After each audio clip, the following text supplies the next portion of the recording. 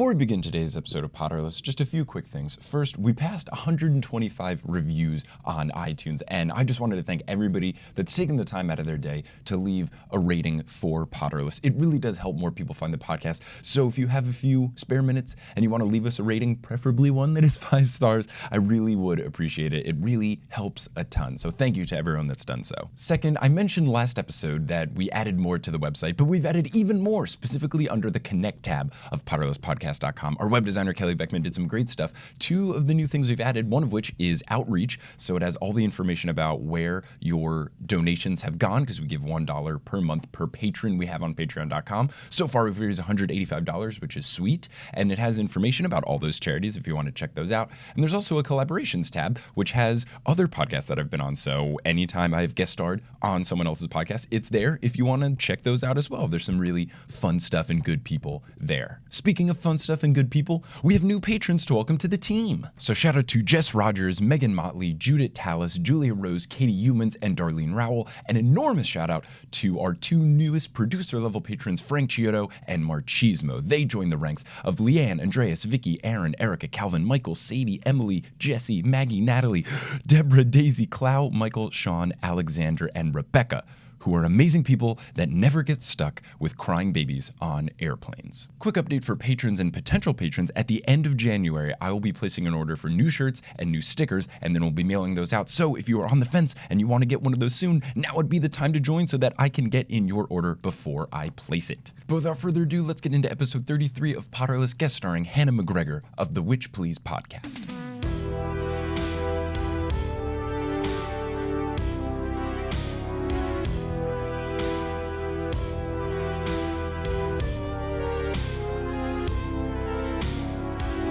Hello, Internet, and welcome back to another episode of Potterless, the tale of a 25-year-old man reading Harry Potter for the first time. My name is Mike Schubert, and I am very honored and excited to be joined by fellow Harry Potter podcast host herself, Hannah McGregor of Witch Please. Hannah, how's it going? It's going, I found headphones and I have a bottle of wine beside me, so it's going great. Yes, what could be better than headphones and wine? I can't think of anything else. That's all you need. Maybe Harry Potter. That's the one missing ingredient, and we've got it.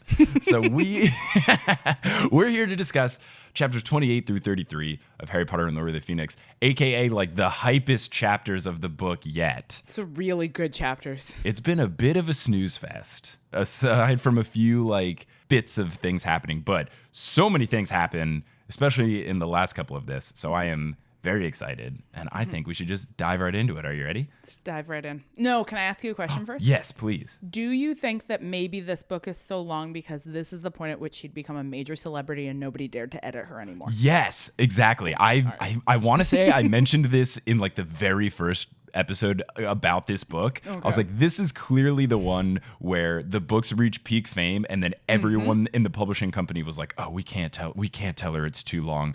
We can't tell her like that entire chapter didn't matter. Like one of the ones in this section, like the OWLS chapter, nothing matters until McGonagall gets attacked. It's like 10 pages of people writing exams. It's pretty bad. And I looked on SparkNotes. I was like, I wonder how much SparkNotes said about that section. It was literally one sentence where it goes, the students are taking their OWLS exams. At one point, Hagrid, and like it's like 10 and a half pages of Harry Potter summed up in an 8-word sentence. It's amazing. Oh, dear Lord. Okay, you're calling them OWLS exams. So I called them owls, but then I had Zach Valenti on the podcast. He said that he always calls them OWLS because the audiobooks always explicitly call them OWLS, and then that kind of has been stuck in my brain. Audiobooks are an interpretation only. They're for sure called owls. Okay. I mean, that's also an interpretation, but like, it's gotta be the right one. Sure. Because that's how acronyms work. Yeah, I like to call them owls, but it reminds me how dumb the acronyms are, that it's owls and newts. Like, it makes me so sad because it's just so lame. Lean into how dumb the series is. You can't fight it. This is true. No. Okay, so chapter 28, Snape's worst memory. There is another new decree, and this one states that Dolores Umbridge has officially replaced Dumbledore, and she is the headmistress of Hogwarts, which is just a sad realization that we all have. all the kids know about the Dumbledore escape thing because rumors are spreading like absolute wildfire. Malfoy at one point threatens to take points away from Gryffindor and Hufflepuff because Ernie and Hermione are having a pro-Dumbledore, anti-Umbridge conversation. And Ron butts in and says, no, only teachers can do that, take points away from other people's houses. Not under the New World Order, Ron. Exactly. Malfoy reveals that he is in the Inquisitorial Squad, which is a way worse version of Dumbledore's army, like in terms of name, the members that they have, their purpose. Like, and how cool it is to be like a member of the Nazi Youth Brigade, because it's not super cool, Malfoy. Yeah, not at all. Yeah. So it's basically Umbridge's hand-picked group of just idiots that decide to support the ministry for no reason. So, while reading this, are you having like an intense sense that it's remarkably prescient and relevant to our current political system? It is terrifyingly accurate. It scares me. Because this is what is happening on campuses in North America. Like, students who disagree with what teachers are saying are making watch lists of those teachers. Ooh. They're joining in with like other professors who are like against the more liberal teachers and trying to like this culture of sort of whisper networks, and everybody knows what's going on because they're like passing the information word of mouth, which is what you do when you live in an unfree state. Yeah. It's all creepily accurate. And what's weird about it, what's even worse is that like as I am reading the books and going through it, it's obviously getting worse in the books because you have, Umbridge getting worse and worse. But then also like the political stuff just gets worse and worse because we have things like people trying to be like, pedophilia is not that bad. Roy Moore is fine. It's like, what world are we in? Maybe you're breaking the world by reading these books. I think I am. Oh man. I need to. You should probably stop. I just read the chapters. In these chapters, Umbridge gets taken away. So maybe I'm helping. All right. We'll see what happens. Yeah. Okay. Back on track. Inquisitorial squad. Anyway, Harry Potter. Malfoy is a Nazi youth. Let's go. Yep. So he takes a bunch of points away for complete BS, like Hermione being a mudblood, literally not liking Harry, and Ron having his shirt untucked are the three things he takes points away for. The kids look at the house cup standing jars with the rocks in it to see if these actually take effect, and they do. I don't know how this is possible, but when they look, they say that Gryffindor was tied for first when the rocks start to go away, which doesn't make any sense because Harry's been getting dock points the whole year for talking up in class. They're not good at Quidditch this year. I don't know how they're tied for first place. I feel like it's impossible. Unless Hermione is answering every single question that is asked in class. Yeah. That has to be it. Yeah, but she is. True. I mean, valid. Yeah. Fred and George come in. They say that Montague, who is another Slytherin guy in this squad, tried to dock them from points, but they threw him into a vanishing closet and he could be gone for weeks. Student murder. It's great. It's amazing. Fred and George are just absolute ruthless.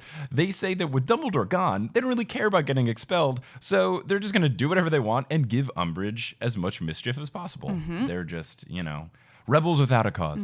Yeah, they're Antifa. Wow, look at all this. Yeah, I'm never gonna stop. I'm gonna belabor the fuck out of this analogy. I hope there's swearing on your podcast. Oh, we have the red E. We're good to go. Good. Great. We can say all the poopy, nasty things we want.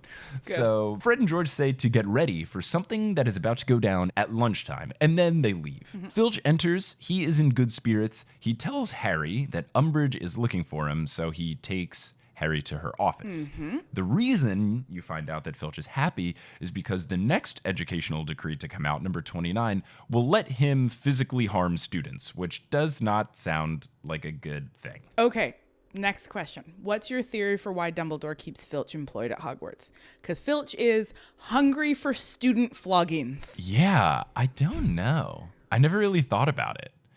Like, the other question is, like, why haven't they banished Peeves if all he does is, like, terrorize the students? Also, why do they need a janitor when they know magic? Yeah, exactly. That's interesting. So, Dumbledore has this tendency to keep useful squibs nearby, right? Like the one who lives next door to Harry and sort of spies for him. Oh, yeah. And so it suggests to me that, like, Filch has some use that maybe we find out later. No spoilers. Okay, cool. No, that's fun. We'll have to see. But maybe we never do. True. No, my big assumption with any time like someone doesn't make sense is that like either they did something in the past that was really good, or Dumbledore sees something in their future that's really good. Like Hagrid, like objectively probably should not be a teacher at Hogwarts, but because of the good that he's done and the potential that Dumbledore sees in him, he keeps him around. So there's situations like that. Same thing with Snape, because even though he was a Death Eater, like, you know, we know he's good now, or that he's going to be good in the future, but I haven't seen this yet. Do we?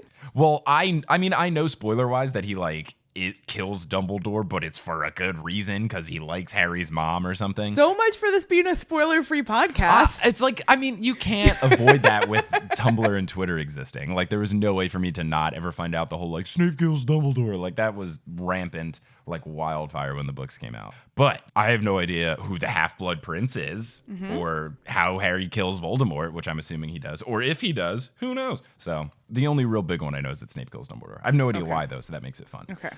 Anyway, back to this. So Harry enters her office. She offers him something to drink and doesn't let him say no. So immediately he should not drink it because it's got to be truth serum. But Harry has this own thought too. So he keeps faking sipping when she continually urges him to take a sip, take a sip. Like, she's really bad at it. Like, she's not subtle at all. No, evil people often aren't very subtle about their evil. Yeah, she's just straight up and gives it all away, shows all her cards to Harry. She asks where Sirius is. Harry says he doesn't know. She mentions the fireplace thing when she reached her hand through and almost got Sirius, and asks again. Again, Harry says he doesn't know. She finally, like, gives up on that questioning. She tells him that the Flu Network is being heavily monitored, except for hers, and that every piece of mail is being read, which seems highly illegal and a huge breach of privacy, but that's where we are now. Did you have any times when you were in high school, which was what, like 5 minutes ago? No, I 10 years ago. When lies. When they would search your lockers? We had like drug dogs come through, but I don't think they ever actually search our lockers. They would have like dogs walk through the hallways with the lockers in them, and then occasionally into our classes to like sniff our backpacks. But that was the furthest they ever went for confiscation. Could they open a locker if they wanted to? I think, yeah, if a dog like started freaking out, I believe they had the authority to do it because of suspicion. Yeah, I mean, I just like, students don't have rights. Students have remarkably few rights, like legally. I know the laws in Canada. They're very bad. You're not allowed to hit a student in the head. Oh, I mean, that's a good law. But like the body's fine. Oh, what? Yeah, no. Whoa, it's real Canada. It's real messed up. Dang. I look into the laws in the States. I do not think you will find they are better. Students have so few rights. That's unfortunate. Yeah, you don't have privacy. You don't own your mail. If it goes into the school, everybody else gets to look at it. I guess so. That's unfortunate. Yeah, I've also never been to a boarding school, so I don't know how all that works. But schools are prisons. But I learned so much. So all the mail is being read. As she is wrapping up this meeting, there's a loud bang that is heard down the hallway, and you hear the voices of kids running through the hallway. So clearly this has to be the Fred and George prank, which it is. And you learn that they have set off an enormous crate of fireworks, which they have called Weasley Wildfire Whiz-Bangs. And they are fire-breathing dragons, there's Catherine wheels, there are sparklers that spell out profanity, which is a nice touch. So those are exploding all over the place. And Umbridge and Filch freak out. Umbridge tries to do spells to get rid of them, but the twins have hexed them in a way that when you try to do spells to quell them, they just get worse. Like they either multiply or get bigger. Filch tries to stop them with a broom, which seems like a poor decision because it's a highly flammable tool. And then it does light on fire. I don't know what he was thinking was going to work fighting fireworks with a broom. Basically what happens is that these fireworks last all day long, and all of the other teachers are very happy about it. They don't care. There's great scenes of McGonagall being like, oh dear, please send for Professor Umbridge so that she can come in and quell these fireworks. Like McGonagall in this book, she was already my favorite character, I think, going into this book. And throughout this book, she has just killed it. Like the fifth book should be called like Harry Potter and McGonagall is the greatest person ever, because there's so many good things in her in terms of like being sassy, in terms of being like a great mentor to Harry, taking over the school, fighting evil. I'm sure she's going to have a major role in the end of the book too. Like she's killing it so much. It's amazing. So as Harry's going to bed, he takes delight in the thought of how pissed off Umbridge is and how upset Fudge must be knowing that she spent her entire first day just running around and then he falls asleep. This is bad because his guard is down, so he has the dream again. Now, this time he goes through the door, but then he goes through another door and it has a bunch of dusty glass orbs in it, which is confusing. I try to predict what things are. I have no fucking clue what the dusty glass orbs are. Harry in the dream, so I guess seeing the eyes of Voldemort, is about to go through another door, and he gets this feeling that he really wants to go through, aka Voldemort really wants to go through, but then he's woken up by a combination of a firework of a dragon and a Catherine wheel put together, which sounds hype. So Harry wakes up. He's very pissed about it. And this is the second time in this book where he's been woken up by some sort of loud noise just as he's about to, open a door in this dream that he keeps having. So the timing of noises are just so amazing here. So it's later on in that day. Harry is dreading his occlumency lesson because he hasn't practiced at all. And he's trying to scramble and think about it during his classes, but it's not working. I've definitely been there before with tests and stuff in school, trying to do things in other classes at the end. Never works out well. Has it been because your teacher is abusive? No, thankfully. So on his way to his lesson, he's flagged down by Cho Chang near the house cup points thing. And it is shown that Gryffindor's container of house cup points is almost empty. So this means there's going to be some supreme bullshit where they somehow win the house cup in the end, and I'm going to be so mad about it. I'm not looking forward to inevitably them somehow winning, which is, something's going to happen, and I know it. I'm going to be so mad. Several things are going to happen. That is a correct prediction. Events shall unfold. Oh, man. So Cho starts to apologize for her friend Marietta ratting on the DA, but Harry is having none of it. As well he should not. Exactly. So Cho's mad about the spell. Harry says, I actually thought it was a great spell. And Cho's like, well, yeah, you only like it because, perfect little Hermione did it. And Harry's like, oh, don't start with that again. And then Cho starts to cry, and Harry's like, don't start crying. And she's like, I wasn't going to. And he's like, well, good. It's a bad fight, but was still kind of funny. I feel bad, but I'm also equally I get Harry's point of view because it was so dumb. I don't understand why her friend ratted on them. What did she have to gain by that? You don't understand why people show complicity with the existing government? Well, I don't know what would make Marietta be like, I'm going to tell Professor Umbridge about that. The only piece of evidence is that her mom works for the ministry, but I don't get what that would make her, I don't know why that would make her want to go to Umbridge. Why would you join if you, I don't know. It was so confusing to me. I don't understand why Marietta ratted. I mean, because her mom works for the ministry. Yeah, that's it. Because she's afraid that if she's found out, her mom will lose her job. Oh, okay. Yeah. I guess. And as we're going to find out in the next chapter or the chapter after that, there's basically only government jobs in the wizarding world. Yeah, that was very strange. We know what happens. Look at the poverty that the Weasleys live in because Arthur Weasley refuses to be complicit with the existing political order. He stands for what he believes in. He's an ally for those who are oppressed by the existing government. And as a result, he's constantly demoted. He's constantly ignored. He's treated like trash. His children are poor and face the humiliations of poverty every day. Wow. I had never realized that, but that makes so much sense. Yeah. Dang, that sucks. It's trash. One should not be a snitch. But still, you gotta say they're functionally living in a totalitarian government at this point. So jeez, yeah, people do shitty stuff to survive. Wow, dang, everything sucks. I make books fun. No, it's a good realization though. So she gets so mad, she storms off. And then Harry heads down to Occlumency. The entire time he's on his way, he's thinking of more insults he could have said to Cho about Marietta, which is great. I love having imaginary arguments in my head. The lesson with Snape is about to start after Snape has done the pensive thing, where he takes memories out of his head and puts them into the pensive. Now, I have a huge question here. So this is the first time they explicitly called it Dumbledore's pensive and not just the pensive. So before this, I thought Snape had his own pensive. But now Snape is putting his own memories into Dumbledore's pensive. That seems gross and unhygienic. Right? his memories are mixing with Dumbledore's memories. They're No, in the Dumbledore same takes like his memories puddle. out when they're done. Okay. Now, Yeah. here's the second question I have. The pensive is like a laptop and your memory is like a USB key. Oh, okay. But is the only reason that Snape does it so that Harry doesn't see this memory that he ends up seeing? Mm-hmm. But when you take a memory out of your head into a pensive, do you forget that it happened? Like, what happens? Do you still remember it? I'm just wondering, like, what actually happens when you put it into the pensive and how it works. A really good question. Now, the implication of the scene is absolutely that Snape remembers it because he knows what he took out because he knows that Harry saw it, right? Because he's mad at Harry and is like, Yes. did you enjoy what you saw?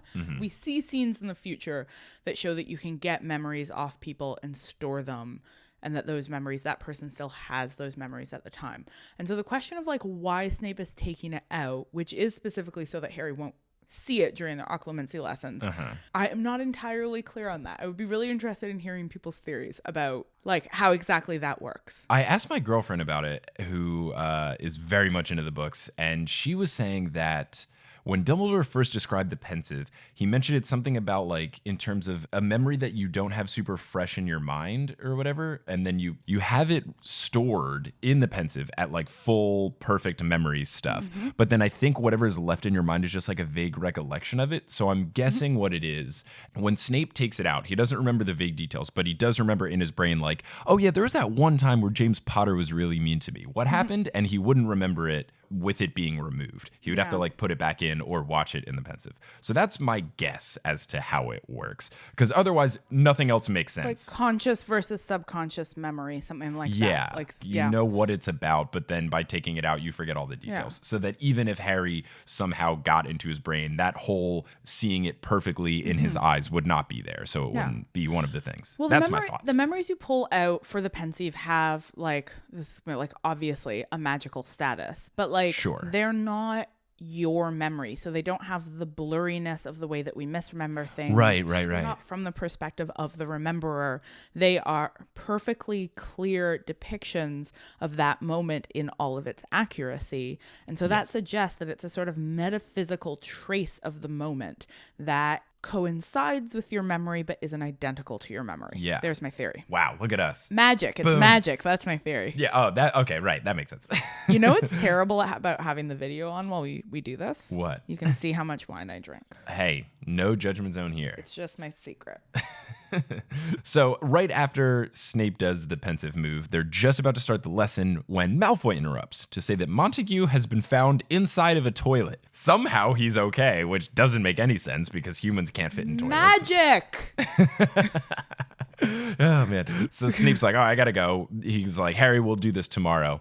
But then Harry looks at the pensive and is like, I wonder what Snape is trying to hide from me. And then he has this internal debate where he's like, I probably shouldn't do this, but I want to, but I shouldn't do it. And then what puts him over the edge is that he's mad at Cho Chang and he's mad at Malfoy because Snape had to lie to Malfoy when he busted it. He's like, oh, I'm just giving Potter a remedial potions lesson. And Malfoy gave him a big sneer. So the fact that he's angry at these two people, he decides to like live on the edge and go into the memory. Harry is often motivated by pissiness. Yep, pretty much. So sticks his head into the pensive, blue skidoos into the memory, and it is the Marauders taking their Defense Against the Dark Arts Owls exam. Oh, did we hear about it in detail? With very grave detail. Exams. So much detail. One detail which is confusing is that Flitwick is there, like, overseeing the exam. So was he the Defense Against the Dark Arts teacher at one time and then switch? Or is he just overseeing this exam, like, even though he's not the professor of it? I was confused by Flitwick being there. Because even when the examiners come in, they're like outside people from the ministry. Is it an owl or is it? It's an owl. Maybe Flitwick worked for the ministry. That's true. Yeah, maybe he was an examiner before he was a professor. Yeah. Okay, cool. So I was just confused. I was like, wait a second, you don't teach that. I don't know. Or they've changed the system. Who knows? Yeah, that's also true. So Harry is intrigued, first off, by how messy his dad's hair is, and the fact that his dad keeps messing it up like on purpose. We later learn why he does this. And he's also taken aback by how attractive Sirius is, which I thought was just a fun thing to note. Okay, two things. One, you would be obsessed with every detail of a parent who you never got to see, right? Oh, yeah. I'd be, yeah. Oh, God. You'd see them and you'd just be like absolutely obsessed with anything about them. Of course. Two, Harry has a huge crush on Sirius. Yeah, that's indisputable. But that makes sense because so did James. I mean, very valid. Sure, there's 1.5 million fanfics about it too. So. So the Marauders all joke after the exam about one of the questions being about the signs of a werewolf. Like they're like, "Oh, Lupin, did you know the answer to that one?" And he's like, "Hyuk, hyuk, hyuk." Then they go out into the courtyard and literally Sirius is bored, so they say, "Let's pick on Snape," which is never a good reason to torment someone, but that's what they do. Not that there's ever a good reason, but it's easily the worst of them just to be like, "I'm bored, let's make fun of this kid."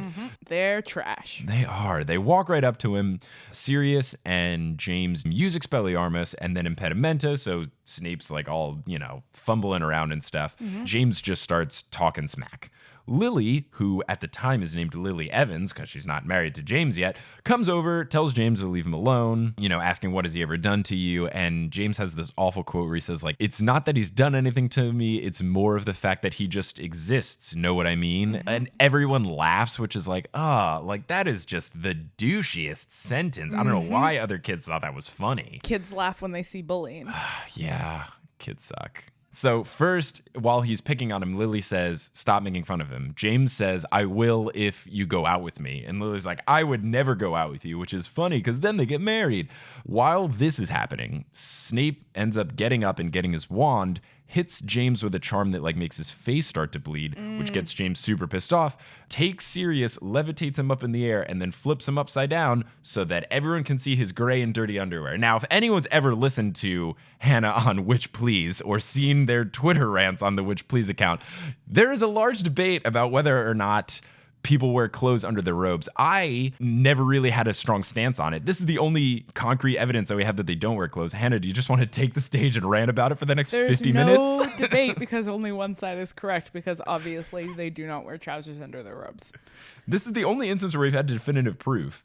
So I don't know why there's another side to the argument. But there's so much other textual evidence. For example, when the students join the school, they are given a list of everything that they have to buy, and they are told that they have to buy robes, but never told that they have to buy anything else. They would be told that they had to buy trousers, jackets, ties, everything else if they had to wear them. 2, they're wizards. They're not Oxford students. They're wizards. Wizards wear robes. Not like those jackety things you put on over another outfit. Wizards wear robes, as their clothes.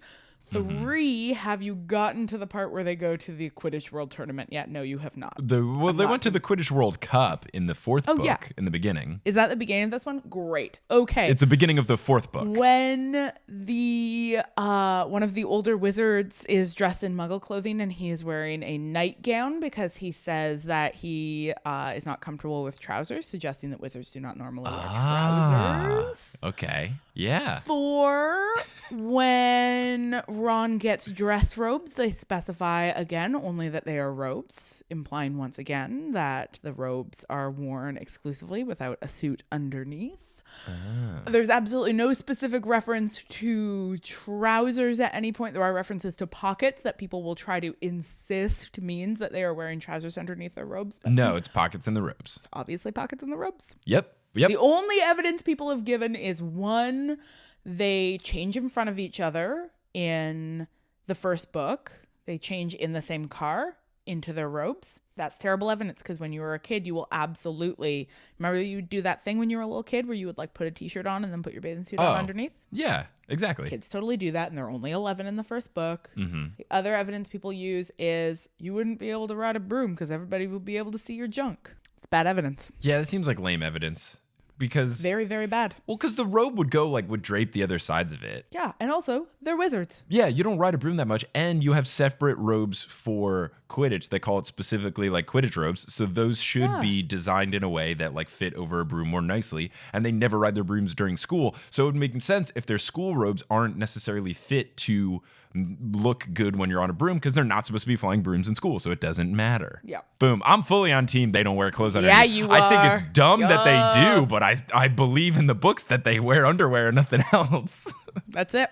So he is upside down. His gray, nasty, dirty underwear is on display for everyone. Lily again demands that he stops, so he finally does. He tells Snape to thank her because that's the only reason that he stopped. And she's like, oh, don't act like you were being so nice, blah, blah, blah. But when Snape gets up, he's like, oh, I don't need the help of a mudblood. And James gets super pissed. He's like, you take that back. You apologize to Evans, blah, blah, blah, blah, blah. And then Lily doesn't take kindly to that. He was like, you were just being a bully to him 4 seconds ago. Don't act like you're like this great guy because you don't like that he called me a nasty name. So they go back and forth a lot. And she calls out James for always ruffling his hair on purpose to try to look cool, playing with the snitch to try to look cool, because that was something he was doing before. He was like playing with the snitch in his hand when he was around. And then also calls him out for being a bully just for attention, just doing it in public places to whoever he wants, especially Snape. And then she storms off saying that she would like never go out with him ever. She doesn't want to see him again, blah, blah, blah. Just great interaction between mom and dad. So this scene is super framed as though we have to choose between like who is really in the wrong here. Is it James or is it Snape?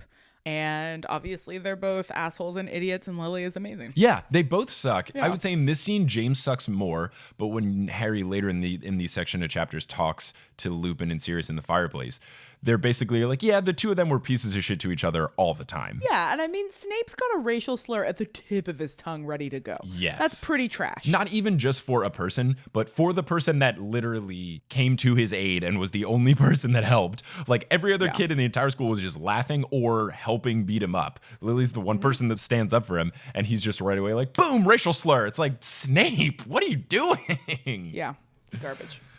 Pretty bad. The best part of it, though, is that after Lily leaves, James asks kind of to himself, but out loud, what's the deal with her? And Sirius says, quote, well, reading between the lines, it seems like she thinks you're arrogant, which is amazing because it's so obvious. Great line by Sirius. So just as Harry is trying to see what else is going on, because then James levitates him again and puts him upside down and is like, what if I take off Sirius's underwear, which seems really, really mean. Harry gets yanked away by real life Snape and is teleported out. And at that point, just P.S., it's sexual assault now. Oh, yeah. It's like really bad. I very much hope that James did not go through with it, because that would be a whole nother level of really bad and terrible and all sorts. Just real garbage. Yeah, just real gross. And who would want to, like, that's a point where, like, the other kid should be like, James, stop. This isn't funny. This is just terrifying. So Harry gets yanked out by real Snape, who is livid. He grabs Harry super hard. When they get back in the classroom, just yells at him, says to get out, never return. We're not doing occlumency anymore. Like, I'm done. And throws a jar of cockroaches at Harry's face as he is leaving, and it like crashes on the wall above him, blah, blah, blah. Harry runs up 3 flights of stairs to get away. And then finally, after he's done running, he has a big thing in the pit in his stomach. First off, because he knows how Snape felt in that memory. And second, the biggest reason he has a pit in the stomach is that he realizes that Snape has been right all along over the course of these 5 books, when Snape has told Harry that his dad was a piece of shit. And that's the end of chapter 28. Big ol' hard-hitting one for Harry. Important revelations. Yeah, really good. It was good that we like finally understand why Snape hates them so much, because you had the other thing with the Whomping Willow prank, which like I guess was bad because Snape could have died, but like this one you kind of get more insight as to why he really hates James, is because this is just like he's really mean and abusive for no good reason. And we get in this chapter and sort of playing out in the next few this like really fundamental piece of maturing for Harry, which is like at a certain point in your life, you have to learn that your parents are people too, and they're not perfect, and that you're allowed to love them even though they're not perfect people. And that's like, you know, a stage he's going to have to move through. Yeah. Like, I can love my dead parents and also recognize that they were like also just flawed humans. Yeah. I mean, we're all people. Yeah. It happens. But yeah, that's the end of chapter 28. And then we get into 29, which is careers advice.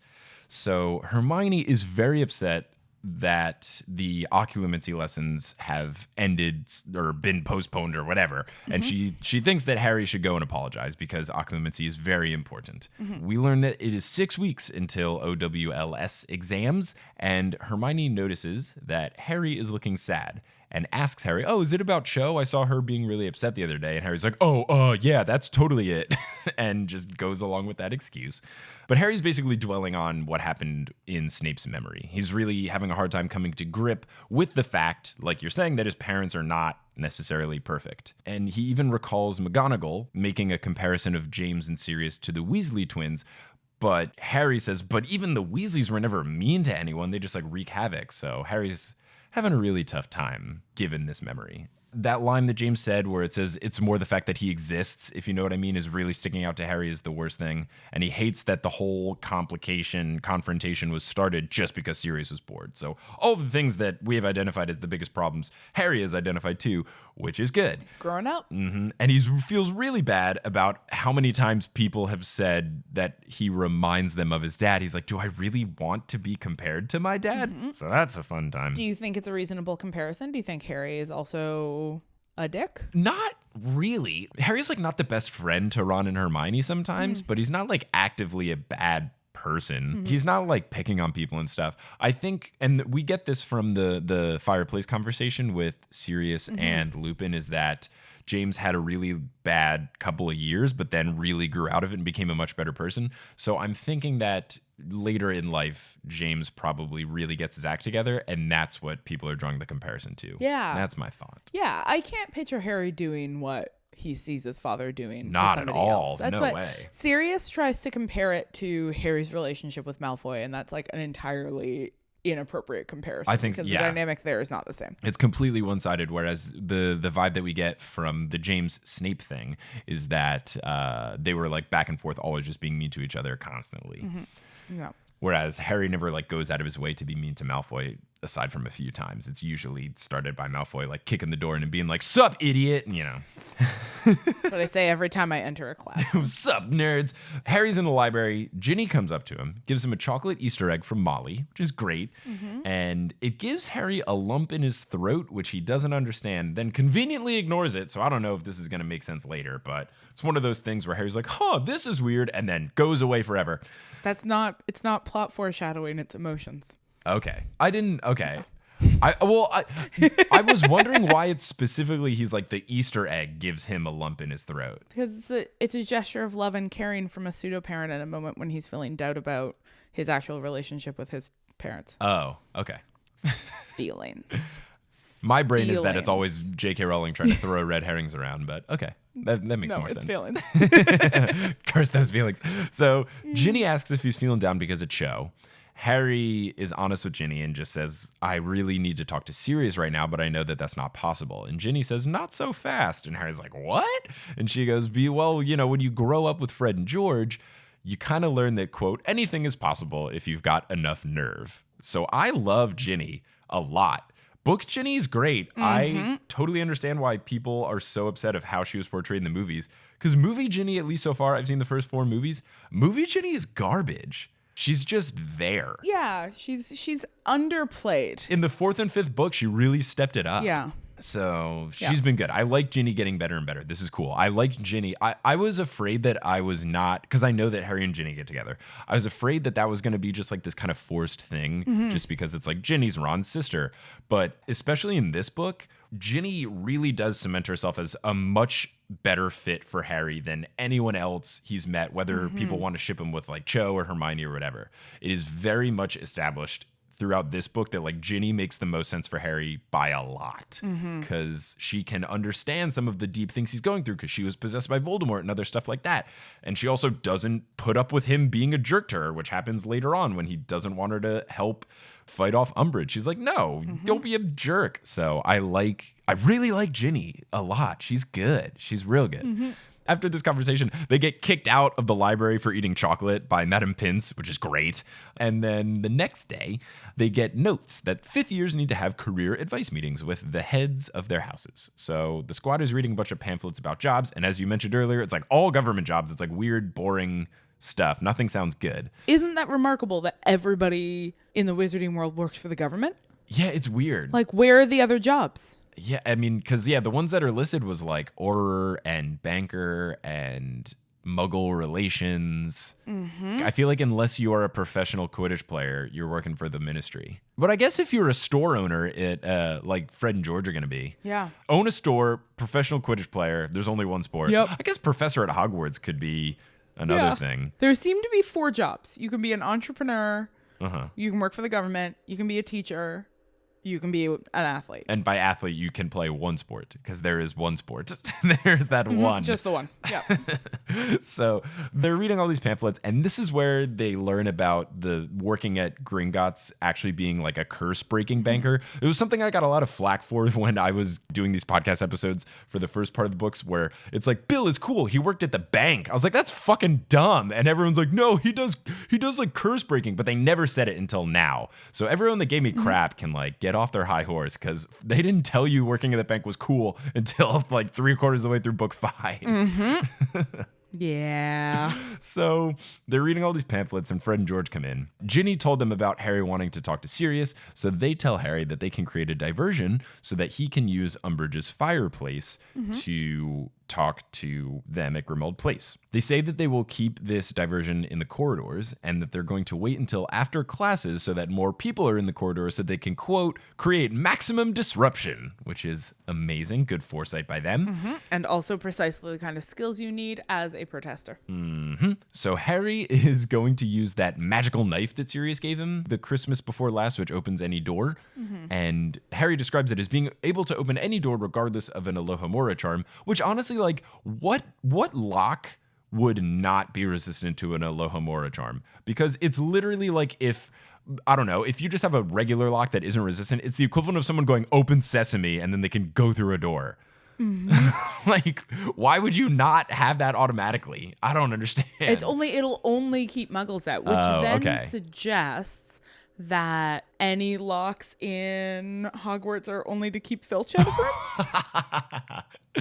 That's so sad, but great. Maybe? But here's another thing. I brought this up in a previous episode where I was wondering, like, how come at King's Cross and then in St. Mungo's, they have these things like in King's Cross, they go through a brick wall. In St. Mungo's, they go through the windows. Why don't they just have a door that says like employee access only, and then you have to use Alohomora? Like, why don't they just do that? Because then if anyone sees them walking through a door, they're like, oh, that person must work for the train station or the mall or whatever. Whereas, can't someone see them walking through a fucking brick wall? What a magical and whimsical world you've created.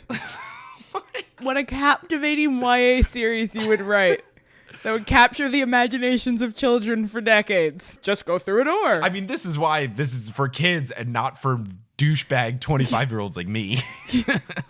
But like, how has no one seen them walk through a brick wall? How has no one seen? They established that in the very first chapter of the book, that magic is happening all around us and we deliberately ignore it because it doesn't fit into our established worldview. Muggles are so dumb. Yeah, we are. We're so dumb. So Hermione thinks that it is a stupid idea, which it is. She tries to reason to Harry that it is dumb. And there's this great quote where it says something to the effect of like, she talks to him like someone trying very hard to explain something to someone being very dull. And he's having none of it. The next day, Harry wakes up and looks out his window and sees Hagrid stumbling out of the Forbidden Forest, banged up and bruised, enters into his little cottage, turns a fire, and then Harry just goes on with his day and thinks nothing more of it. Like the great friend that he is. That's weird. Anyway. He's just like, that's strange. Well, gotta go to history class. So he goes to Professor Binns' class. Hermione again is trying to convince Harry not to do it. Ron asks, are you going to stop telling off Harry, or am I going to have to take my own notes? And she quips really quickly, oh, take notes for a change. It won't kill you, which is great. Love Hermione snapping at Ron. They're going to be the greatest married couple ever. You know everything that happens. I know all the like things that, I don't know. It's not like, it's not that big of a deal. I still don't know like how Voldemort comes to power and stuff. I'm stoked for that. Hermione continues to warn Harry in potions class. Harry has this great bit where he is so much better at potions class because Snape is ignoring him the entire class. Like, he's not being overtly mean to Harry. And because of that, Harry's like, oh, I'm actually pretty good at potions. Feels like he totally nails it, puts it together in the flask and like brings it to Snape. Snape, quote unquote, drops it off the ledge and it breaks everywhere. And when Harry turns around to fill up another flask, Hermione feels really bad because she has emptied out his cauldron because she thought he was done, which is just very unfortunate. I don't get how Snape has not been fired 8 times yet. He's a garbage professor. He is a garbage professor. He absolutely shouldn't be teaching. He's abusive to the students. Yeah, it's a real he's nightmare. really bad. I mean, it's just like, we know he's not there because he's good at teaching. Yeah. Right? Like, we know that he's there for other reasons because he's central to Dumbledore's scheme, et cetera, et cetera, et cetera.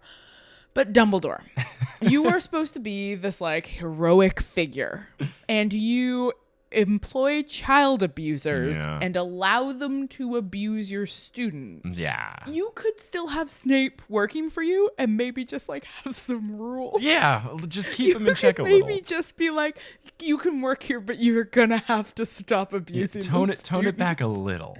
Like the revelation that Neville's top fear is Snape. Yeah. Like, that's bad. Actually think about that. If that was your child, yeah, wow. and the thing that kept them up at night was a bone deep terror of one of their own teachers, jeez, wouldn't you take your kid out of that school right away? Yeah, in a heartbeat.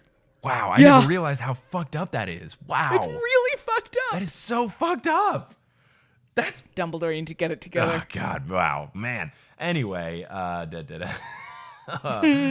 fun stuff. Harry then has to go to his career meeting with McGonagall, and Umbridge is there. Harry tells McGonagall that he was considering being an Auror. McGonagall warns him that he needs really good grades in Charms, Potions, Transfiguration, and Defense Against the Dark Arts, and that there's a personality and aptitude test. So this seems like a really good process for hiring police officers. I wonder if we could do the same. So...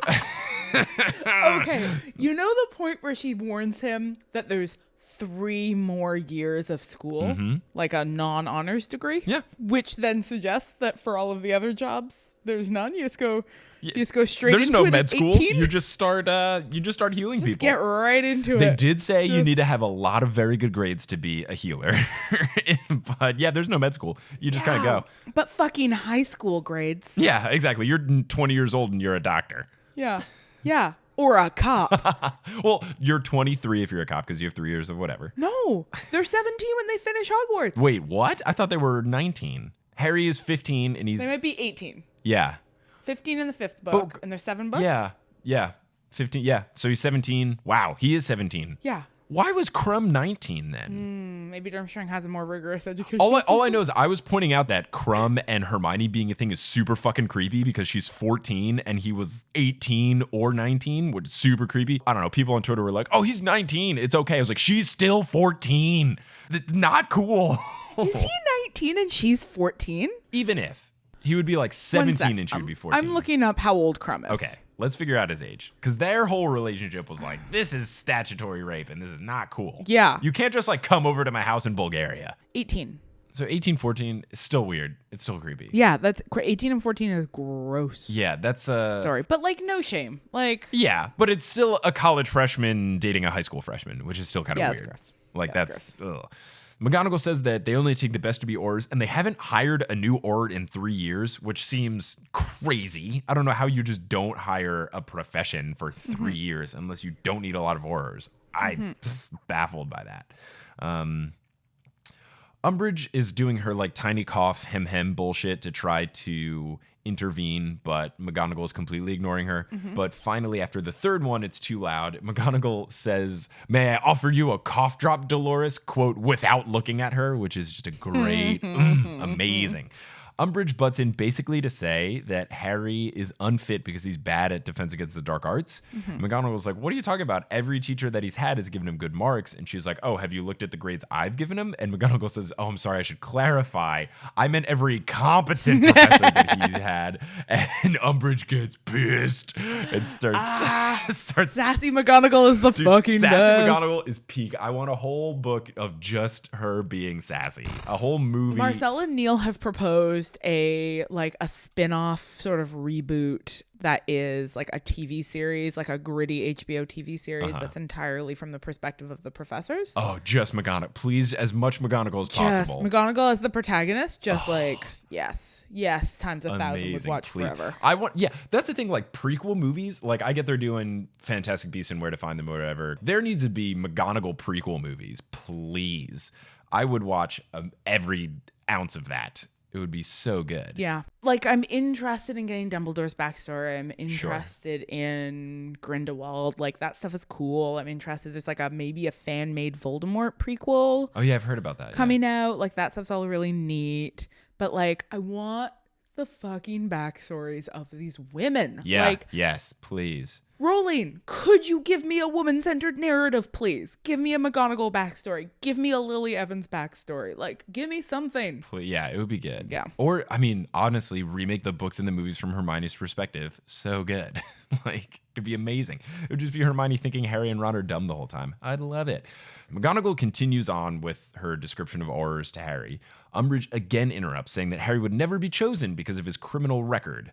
And Umbridge goes on to say, this boy has as much chance of becoming an Auror as Dumbledore has of returning to the school, to which McGonagall says, oh, a very good chance then. A very good one. So, a super, super good one. Amazing. Umbridge says he has no shot. McGonagall says that she's going to help Harry become an Auror if it's the last thing she does. Umbridge replies with, the minister will never employ Harry. And Umbridge says there may be a new minister by the time Potter is ready to join. And Umbridge is like, oh, so you want Dumbledore to take over for Fudge and then you be the headmistress, blah, blah, blah, which is a stretch and a half. So McGonagall dismisses Harry, says, like, go away. And Harry leaves and the two ladies are continuing to argue with each other. It gets very heated. So in the next class that Harry goes to, Hermione again warns him not to do the fireplace thing. Harry actively realizes that it's a terrible idea, but wants to do it anyway. So the diversion begins. Hermione does one last plea, doesn't work. Harry puts on the invisibility cloak, grabs a knife, walks down the hallway, and goes into the room. He starts to set up the flue powder thing, and he notes explicitly that he has never done this before, which is like, how do you not? You're doing this entire plan in your enemy's office that you need to do very quickly, and you're doing something you've never done before. Like, how do you not? How would he practice? I don't know. Or he could at least like ask someone exactly how to do it. I mean, I guess it's not that hard of a thing, and he figures it out. But I just feel like, I feel like it's not great foresight by Harry to not even double check that he knows what he's doing. He gets it to work, goes to the fireplace thing, teleports his head, gets to Grimmauld Place. Lupin is there, asks Lupin if he can get Sirius. And both of them are very concerned that there's actually an urgent matter. They're like, what's going on? Are you okay? Are you safe? And he's like, oh, I just wanted to talk to you about this one time my dad was a jerk. Feelings. It's feelings again. Everybody's always looking for plot, but this book's about feelings. Harry relays the memory to them. Lupin and Sirius try to downplay it, saying that basically James and Snape hated each other. They were always going back and forth. And a big reason that James hated Snape was that Snape was a master of dark arts and was really into it. And James thought that that was really a poor decision for someone to do. So I guess there's like they try to give some validity to why he hates Snape, but still, he's kind of a jerk. Yeah, I mean, also James isn't wrong. Snape turns out to be a Death Eater, so. Exactly. Lupin and Sirius say that the rivalry between those two was huge because they were clearly the two most talented kids in the entire school. So everyone in school thought that those two were like the biggest hotshots. Harry asks, why did Lily marry him? And they say that those two didn't start dating until his 7th year, once James, had shrunken his ego and stopped hexing random people in the hallway. So at least, we get some foresight that James becomes a better person. And that Lily has good taste. Exactly. Harry says, even Snape? And then Lupin and Sirius kind of do like a, no, which is great. I just imagine them like looking at each other, making eye contact, and the emoji. Yeah. Sirius asks how Snape reacted to finding Harry in the pensive. Harry says that, he got super mad and he's going to cancel all of our occlumency lessons. And Sirius is like, what? I'm coming up there to have a word with Snape. And Lupin's like, Sirius, you can't do that. Basically, they both tell Harry, you got to go to Snape and apologize. The most important thing for you right now is occlumency. Harry then hears some footsteps. Obviously, the reader thinks that this is going to be Umbridge, but it turns out to be Filch, who is searching for an approval of whipping parchment, grabs it and leaves. So Harry then also leaves in the cloak, goes down the hallway to see what the diversion is, and you see that it is Fred and George in the middle of a swamp that they have created in the corridor, surrounded by a bunch of students, a lot of whom are covered in the swamp stink sap material, and Umbridge is yelling at them, and then Filch comes up with a whipping thing, so she's clearly about to whip them now that it's an official decree. And she says something to the effect of like, now you'll see what'll happen when you mess with me. And Fred and George are like, no, I don't think so. Fred says, George, I think we've outgrown full-time education. George agrees. Fred then says, it's time to test our talents in the real world. George agrees. They accio for their brooms and are about to fly away. But before they do, they mention first off that they have a storefront on Diagon Alley for Weasley's Wizarding Wheezes. And they say that they'll give discounts to any Hogwarts student who promises to use the Wheezes to get rid of this old bat. And just before they fly away, they turn to Peeves and they say, give her hell from us, Peeves. And he salutes and they fly away. And that's the end of chapter 29. And it is the end of this episode of Potterless. So how are you feeling, Hannah? Because these were some fun chapters. They were dense and we learned a lot and had a lot of feelings. But I feel good. I mean, I feel great. I love the triumphant Hogwarts conclusion of Fred and George. So good. They literally ride off into the sunset. They're just the best characters, and they get cast as just these jokers the whole time, and just this sort of great revelation of like everything that they're capable of doing and have just been not doing because they like Dumbledore. And the second Dumbledore's gone, they're just like, well, fuck it, we're burning the school to the ground. Yep. We're out of here. Like, it's incredible. It's so good. Very cathartic. In the midst of that, because when you're reading it, it's so like Hogwarts under Umbridge feels so oppressive and depressing. Yes. And this, like, Fred and George really lighten the mood. They do. They really do. Yeah. Well, thank you everyone so much for listening. Hannah, thanks for joining. Is there any particular thing you wanna promote, even though your podcasts are on hiatus? Yeah, I mean, just go and re-listen to all of the old episodes of Witch Please, which you can find at owitchplease.ca. We're also still super active on Twitter. You guys are a very fun Twitter follow. At owitchplease. So come hang out with us. I also have a second podcast now called Secret Feminist Agenda. Yeah. Which you can get at secretfeministagenda.com or like on those other places people get podcasts. Beautiful. You know the ones. Yeah. Speaking of those other places, Potterless is on all of them too. But you just go to potterlesspodcast.com. All the stuff is there in terms of like social media, all the other apps. Please leave us reviews and stuff. It makes other people help us find it. And it's so nice. But Hannah, thank you for joining. Listeners, thank you for listening. And until next time, as they say in the wizarding world all the time, every day, wizard on. You're shaking your head violently. They absolutely do not say that. For more information on Potterless, you can head on over to potterlesspodcast.com. You can find us on your preferred podcasting apps, including Spotify, and any social media. Just search for Potterless Podcast. Potterless is created by Mike Schubert. It is hosted by Mike Schubert. It is edited by Mike Schubert. It is produced by Mike Schubert, as well as Leanne Davis, Andreas Ozelby, Vicky Garcia, Aaron Johnson, Erica and Calvin Bauer, Michael Vanderslice, Sadie Bear, Emily Whiffen, Jesse Horgan, Maggie Zobazek, Natalie Klobuchar, Deborah Wilkes, Daisy Kartenstadter, Klaus Serlopu, Michael Butch, Sean Jones, Alexander Stark, Rebecca Adamick, Frank Chiodo, and Marchismo. Web design by Kelly Beckman, and the music is by Bettina Campamanes. Thank you guys so much for listening. If you would leave us a rating and review on iTunes, it really would help. And until next time, as they say in the wizarding world of Harry Potter, wizard on!